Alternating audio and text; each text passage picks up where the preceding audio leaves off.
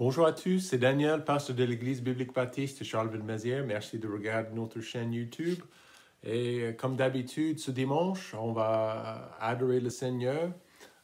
On va examiner un passage biblique et je prie que ça soit bien encourageant pour vous. Matthieu chapitre 3. Aujourd'hui, à l'Église, pour ceux qui viennent, il y a plusieurs personnes qui vont se faire baptiser. Et on a préparé un bac à l'église avec un peu d'eau chaude. Donc, c'est bien. C'est super important. C'est un geste, un acte d'obéissance de la part de ces personnes. Et en fait, ils ont déjà pris leur décision d'accepter le Seigneur. Mais ce que nous allons faire ce matin, on va examiner le baptême de Jésus et sa signification et aussi des applications pour nous comme des croyants en 2021. Beaucoup de choses dans les Écritures, beaucoup d'histoires de Jésus, mais cette histoire est bien pertinente pour nous aujourd'hui. Regardez avec moi Matthieu 3, verset 13. La Bible dit, alors Jésus vint de Galilée au Jourdain vers Jean pour être baptisé par lui. Mais Jean s'y opposait en disant, c'est moi qui ai besoin d'être baptisé par toi, et tu viens à moi. Et Jésus répondant lui dit, ne t'y oppose pas pour le moment, car c'est ainsi qu'il nous convient d'accomplir tout ce qui est juste. Alors il ne s'y opposa plus, et quand Jésus eut été baptisé, il sortit aussitôt de l'eau, et à l'instant, les cieux s'ouvrirent à lui, et il vit l'Esprit de Dieu descendant comme une colombe et venant sur lui. Et voici une voix des cieux qui dit, « Celui-ci est mon Fils bien-aimé, en qui j'ai pris plaisir. » Prions. Père, merci pour ce passage, merci pour cet événement, merci pour la signification pour nous dans ces temps modernes. Je prie que tu bénisses cette leçon. Au nom de Jésus, nous prions. Amen. Une des grandes marques de l'Église biblique et de l'Église baptiste, l'Église depuis toujours, c'est toujours le baptême. Je pense à comment pendant des siècles, le baptême a été changé par des humains, changé par des sectes, changé aussi par des églises. Juste pour vous dire, il y a une secte, si je ne me trompe pas, qui s'appelle les Mormons. Et cette secte, ils sont activement en train, dans leur doctrine, ce n'est pas biblique, ce n'est pas dans la Bible, mais ils essaient de baptiser les gens pour les faire sortir de l'enfer. Dans leur mentalité, dans leur fausse doctrine, ils enseignent que si quelqu'un peut être baptisé pour quelqu'un qui est déjà mort, donc ça va les faire sortir de l'enfer et les rendre au paradis.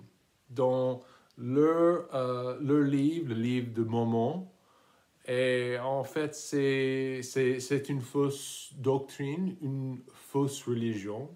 En fait, ces gens, c'est super bizarre ce que cette secte accepte. Mais en plus, la réalité, le baptême, c'est quelque chose même dans notre pays, c'est pas super bien compris. Le baptême ne sauve pas, on verra ça. Mais comme une église baptiste, c'est très, très important pour nous de pratiquer la vérité, de pratiquer ce que la Bible dit. Pas plus, on n'ajoute rien, on ne retranche rien, comme la Bible nous dit, et on la pratique. Donc, notre compréhension du baptême, ça vient de la Bible. Ça ne vient pas de la tradition, ça ne vient pas d'un conseil en Italie, ok? Un groupe des curés quelque part. Dieu nous dirige dans la Bible. Et on peut dire, on peut suivre le Seigneur, on peut être obéissant ou pas. Donc, juste pour préciser, la Bible dit que le baptême ne lave pas le péché. Donc, il y a une mentalité, une idée aujourd'hui que c'est le baptême, les eaux du baptême, du baptistère, qui va laver la personne du péché. Et ça, c'est 100% faux. Quand je viens à Jésus, je l'accepte comme sauveur personnel. C'est à ce moment-là qu'il me lave de mes péchés. Ce n'est pas l'eau à l'extérieur de mon corps qui me lave à l'intérieur. 1 Jean chapitre 1, verset 7. Mais si nous marchons dans la lumière comme il est lui-même dans la lumière, nous sommes en communion les uns avec les autres et le sang de son Fils, Jésus-Christ, nous purifie de tout péché. C'est le sang de Jésus qui me purifie. C'est le sang de Jésus qui me lave de mes fautes et de mes péchés. Et ça arrive au moment de mon salut. J'ai accepté Jésus comme sauveur personnel à l'âge de 14 ans. C'était à ce moment-là ma nouvelle naissance, ma naissance spirituelle. Et c'est à ce moment-là qu'il m'a lavé entièrement et complètement de mes fautes devant Dieu. Mais ce n'est pas plus tard, des semaines plus tard, quand j'ai fait le baptême que, non. Il n'y a rien de spécial avec l'eau du robinet dans le baptistère à l'église. Il n'y a rien du tout qui est saint dans ces eaux. Donc le baptême aussi n'est pas pour un bébé. Évidemment, il y a une tradition aujourd'hui, c'est quelque chose pratiqué régulièrement quand les enfants sont baptisés dans l'église. Mais vous savez comme moi, le baptême, c'est quelque chose réservé pour un croyant. Les Actes chapitre 8, verset 37, Philippe a parlé à l'eunuque. En fait, verset 36, « Voici de l'eau, qu'est-ce qui m'empêche d'être baptisé ?» Verset 37, Philippe lui dit, « Si tu crois de tout ton cœur, cela t'est permis. » Et l'eunuque répondant dit, « Je crois que Jésus-Christ est le Fils de Dieu. » Donc, le truc important, c'est que le baptême, c'est réservé pour quelqu'un qui est croyant. Ce n'est pas possible pour un petit de faire confiance consciemment, de faire confiance à ce que à Jésus-Christ. Parce que les enfants ne comprennent pas leurs besoins, ne comprennent pas la différence entre le bien et le mal, le péché. Les enfants, les bébés ne comprennent pas non plus qui est Jésus et ce qu'il a fait. Mais au fur et à mesure, normalement, un enfant peut comprendre. Les âges sont différents. Mais si un enfant comprend, si un enfant, comme Philippe dit, si tu crois de tout ton cœur, cela t'est permis. Donc l'eunuque éthiopien, il a fait confiance à Christ, il a pris sa décision exactement de la même manière que nous le faisons aujourd'hui. Donc, mais un bébé n'est pas, le baptême n'est pas pour un bébé parce qu'un bébé ne peut pas croire. Donc, une chose est importante de dire, c'est que dans les Écritures, la Bible dit que Dieu s'occupe des bébés. Donc, ça ne veut pas dire lorsqu'un bébé meurt à l'âge de 2 ans, 3 ans, on peut dire. Dieu s'occupe de ses enfants. Si même un enfant ou une personne qui est handicapée mentalement, je m'excuse, mais la Bible dit clairement que c'est Dieu qui s'occupe de ses enfants. Je pense au bébé qui est décédé à la naissance, un bébé de David, par exemple. David a dit clairement, je vais le revoir. Et ça, c'est quelque chose pour nous, c'est une rassurance pour nous avec les enfants. Mais il y a un moment pour chaque personne, chaque enfant, quand il devient responsable pour leur foi ou leur manque de foi. Le baptême n'est pas pour un bébé. Le baptême aussi, c'est une ordonnance pour l'Église locale. Le verbe « ordonner », c'est de demander, d'exiger quelque chose. Et c'était quelque chose que Jésus-Christ avait exigé à la fin juste avant son ascension ici par terre, Matthieu 28, verset 19, allez donc et instruisez toutes les nations, les baptisant au nom du Père, du Fils et du Saint-Esprit. Donc, c'est quelque chose, le baptême, c'est une ordonnance pour l'Église locale. Cette assemblée, ce groupe des disciples, ces hommes étaient à ce moment-là la petite Église. Ils sont devenus la première Église à Jérusalem. Mais en fait, le baptême, c'est quelque chose pour l'Église locale. Ce n'est pas quelque chose pour l'État, ce n'est pas quelque chose... Et en fait, je précise aussi, dans les Écritures, il y en a deux ordonnances pour l'Église locale. Il y a le baptême et aussi il y a la Sainte Seine. Et les deux faits, les deux sont des témoignages de la croix, des souvenirs. Bon, on se rappelle, en faisant le baptême, en faisant aussi la Seine, on se rappelle de la croix et du sacrifice de Jésus-Christ. Donc aussi, le baptême, c'est un acte d'obéissance. Donc c'est un peu bizarre s'il y a un croyant, il y a un chrétien qui dit « Oui, je veux suivre le Seigneur, je veux vivre pour Jésus-Christ. » Et ces gens refusent de faire le baptême. C'est en fait dans les Écritures, dans les Actes des Apôtres, nous voyons que le baptême, c'était quelque chose pour un croyant, uniquement pour un croyant, mais aussi c'était le premier pas d'obéissance. Comment est-ce que je peux dire que je vais obéir à Dieu et je refuse de faire mon baptême? Ça ne fait pas de bon sens. Donc en fait, le sens biblique, la signification biblique, la première chose, le premier acte d'un enfant de Dieu, c'est de suivre le Seigneur dans le baptême. Évidemment, pour certaines personnes, ça prend du temps pour bien comprendre, pour bien saisir la signification du baptême. Mais écoutez-moi, c'est important pour démontrer à Dieu que nous sommes sérieux et nous sommes obéissants. D'accord? Donc Jésus s'est fait baptiser. Jésus a fait un baptême. Mais comme fils de Dieu, on se demande, est-ce qu'il en avait besoin? Mais la réponse, c'était non. Jésus-Christ n'avait pas besoin de faire son baptême, mais il l'a fait. Donc, voyez avec moi trois raisons, et on doit comprendre le baptême de Christ, le pourquoi, les pourquoi. Première chose, le baptême de Christ, c'était pour valider le ministère de Jean-Baptiste. Donc, verset 13, Jésus s'approchait de Jean, c'était son cousin en fait.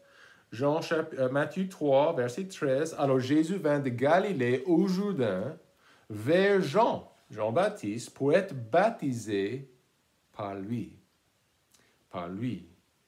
Avant de planter des graines, avant le ministère de Jésus-Christ, il y avait le ministère, je peux dire difficile, le ministère de Jean-Baptiste. Son rôle, son ministère était quoi? C'était de préparer le chemin pour le Messie, de préparer le chemin pour Jésus-Christ. Et au fur et à mesure, ça serait l'agneau de Dieu, Jésus, qui se sacrifierait à la croix. Mais avant de planter des graines, avant de prêcher, comme Jésus a fait autant de fois, avant de faire des miracles, avant de faire toutes ces choses, qu'est-ce que Jean-Baptiste a fait? Il était un homme extraordinaire, un homme très, très courageux, et il a préparé la terre. Donc, vous voyez maintenant, la plupart du temps, et même actuellement, les fermiers sont en train de préparer la terre, de planter. Mais avant de planter, avant de mettre les graines, avant de mettre les semences dans la terre, il faut préparer la terre. Il faut tourner la terre. Il faut, ça doit être préparé pour recevoir la semence. Et la Bible dit en Matthieu 3, 3, car c'est lui dont Ésaïe, le prophète, a parlé en disant « Voix de celui qui crie dans le désert. Donc ça, c'était Jean-Baptiste. Préparer le chemin du Seigneur, redresser ses sentiers. Verset 4. Oh, ce Jean avait un vêtement de poil de chameau. C'était un peu bizarre, ok? Une ceinture de cuir autour de ses reins. Et sa nourriture était des sauterelles et du miel sauvage. Imaginez, d'accord? Donc, cet homme était extraordinaire, un peu spécial, un peu bizarre, mais il était énormément efficace parce qu'il a prêché un message qui a préparé la terre des cœurs.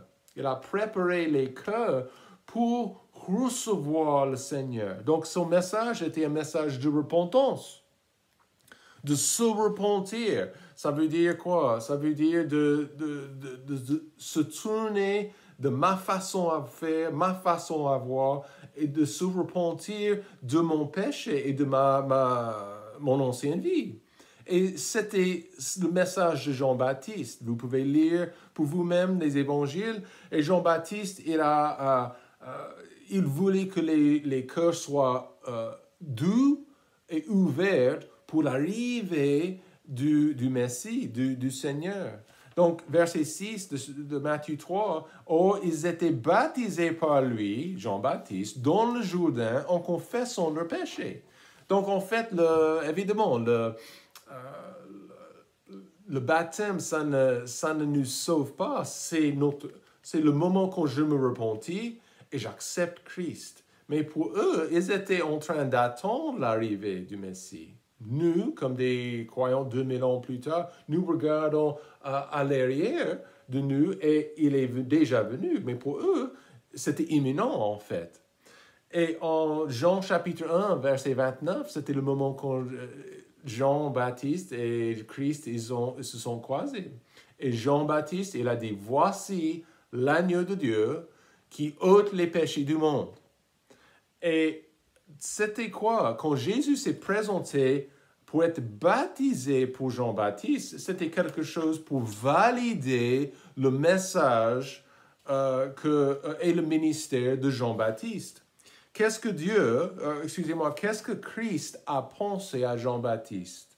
Matthieu chapitre 11, verset 11, la Bible dit, « Je vous dis en vérité, c'est Christ qui parle, contre ceux qui sont nés de femmes, il y en a été suscité de plus grands que Jean-Baptiste. » Voilà ce que Christ a pensé à Jean-Baptiste. Jean-Baptiste, plus tard, vous pouvez lire l'histoire pour vous-même, Jésus-Christ, il est arrivé, et voilà, Jean-Baptiste, il a été emprisonné, et plus tard, il a été décapité. C'était Hérode et une dame méchante qui ont décidé de le faire, mais en fait, Jean-Baptiste, son ministère a été validé par le baptême de Jésus. Jésus n'était pas obligé de faire le baptême. Deuxième chose, il faut comprendre le baptême de Christ parce que ça sert comme modèle pour chaque croyant. Verset 14, la Bible dit, Matthieu 3, verset 14, « Mais Jean s'y opposait. » Jésus s'est présenté à lui pour être baptisé et Jean a dit, « Oh, non, non, non, non, non.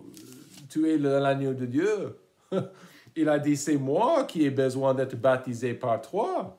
Et tu viens à moi? » Et Jésus répondant lui dit, « Ne t'y oppose pas pour le moment, car c'est ainsi qu'il nous convient d'accomplir. » D'accomplir quoi? Tout ce qui est juste. Alors, ne s'y opposa plus. Jésus s'est présenté. Jean-Baptiste l'a reconnu comme le Messie, l'agneau de Dieu. Et voilà le respect et l'honneur pour Jésus-Christ. Donc Jésus, il n'avait rien du tout. On a déjà lu que c'est les pécheurs, on va dire. Ils étaient repentants, confessant leur foi dans le Messie à venir. Mais Jésus n'avait rien à se repentir. Jésus était parfait, n'est-ce pas? Même pendant sa jeunesse, nous n'avons pas beaucoup d'informations dans la Bible par rapport à ses premières premières 30 années. D'accord? C'est très limité. Mais ce n'est pas très, très important. Une chose, ça suffit à dire que c'était lui qui était parfait. Il n'a pas fait des fautes. Mais il est arrivé, en fait, en faisant son baptême, Jésus s'est identifié avec le pécheur. Jésus, et voilà pourquoi il est venu. Il a compris nos défaillances. Il a souffert avec nous. Il a compris aussi nos faiblesses. Il a compris nos péchés aussi. Mais il était sans péché, la Bible dit. Sans faute, sans tâche. Et ça, c'est quelque chose de très, très important. Marc chapitre 15, verset 28, la Bible dit, « Ainsi cette parole de l'Écriture fut accomplie, il a été mis au rang des malfaiteurs. » Jésus s'est identifié avec nous, et même avec ceux qui étaient en train de faire le baptême, mais ça sert aujourd'hui, 2000 ans plus tard, comme un modèle. Jésus, il est notre modèle. Et chaque croyant devrait suivre Jésus-Christ dans le baptême. Encore une fois, Christ n'était pas obligé de faire ce baptême, mais il l'a fait. Pourquoi? Parce que ça sert comme un modèle pour nous 2000 ans plus tard. Et il s'est identifié avec moi comme un pécheur. Comment est-ce que je peux dire, oh, je n'ai pas besoin de le faire 2000 ans plus tard? Écoutez, je suis sauvé, il m'a sauvé, il m'a purifié grâce à son sang. Ça devrait être naturel et normal de le suivre dans le baptême. Pourquoi? Il a fait. Donc, il est mon modèle. Aussi direct que ça. Donc, son baptême, première chose, ça valide le ministère de Jean-Baptiste. D'accord? En plus, son baptême, ça sert comme modèle pour chaque chrétien 2000 ans plus tard. Et la dernière chose, son baptême, ça démarre, c'était pour démarrer son chemin vers la croix. Verset 15, on a déjà lu ce verset, il a dit, c'est ainsi qu'il nous convient d'accomplir tout ce qui est juste.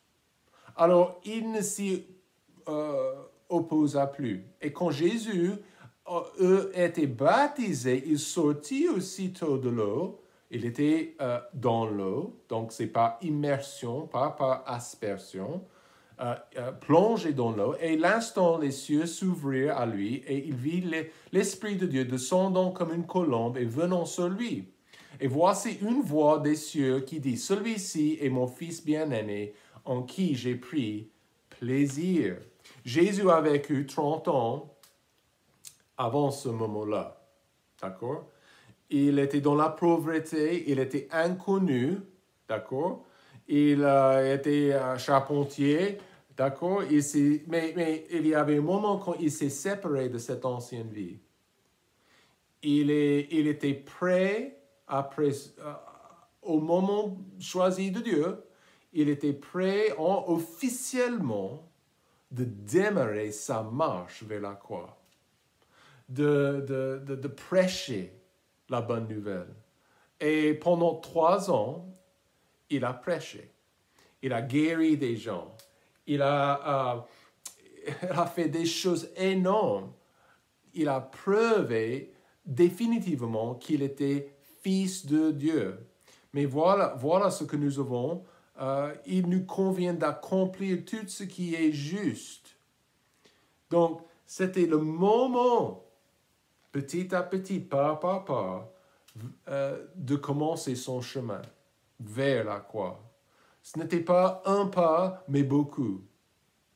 Pour prouver sa divinité, pour prouver sa puissance, pour démontrer sa puissance.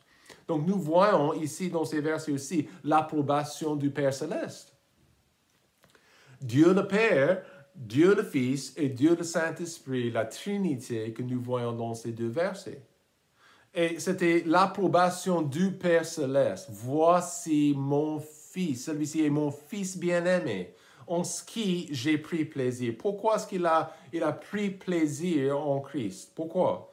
Parce que Jésus, officiellement, il était là, sur place, pour arriver, pour aller à la croix, pour aller à ce sacrifice ultime pour nos péchés, vos péchés et les miens.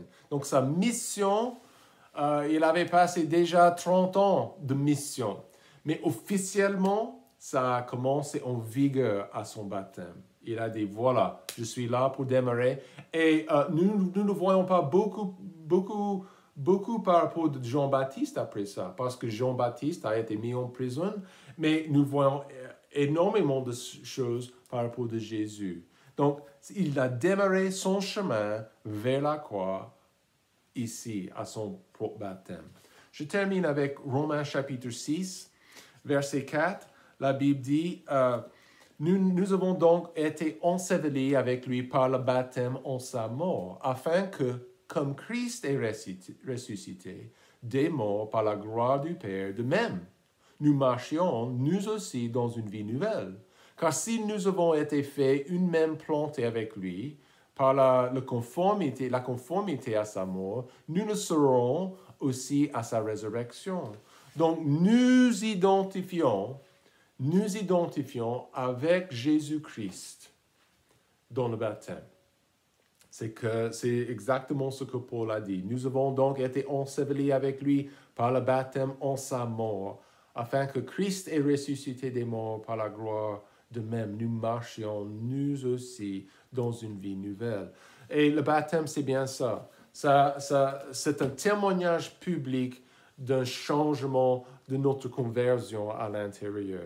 Et ça veut dire que je n'ai pas honte de démarrer ma vie nouvelle avec un geste d'obéissance de ma part. C'est très, très important. Donc, je vous encourage, si vous n'avez pas encore fait votre propre baptême, si vous avez des questions par rapport de la vie éternelle, vous n'êtes pas 100% certain d'où vous irez après votre mort, vous pouvez me contacter. Je suis à l'église et en fait, je suis à votre disposition. Je veux vous montrer directement de la Bible les versets importants, mais en plus, si vous avez déjà accepté le Seigneur, vous n'avez pas encore fait votre baptême, on peut parler de ça aussi.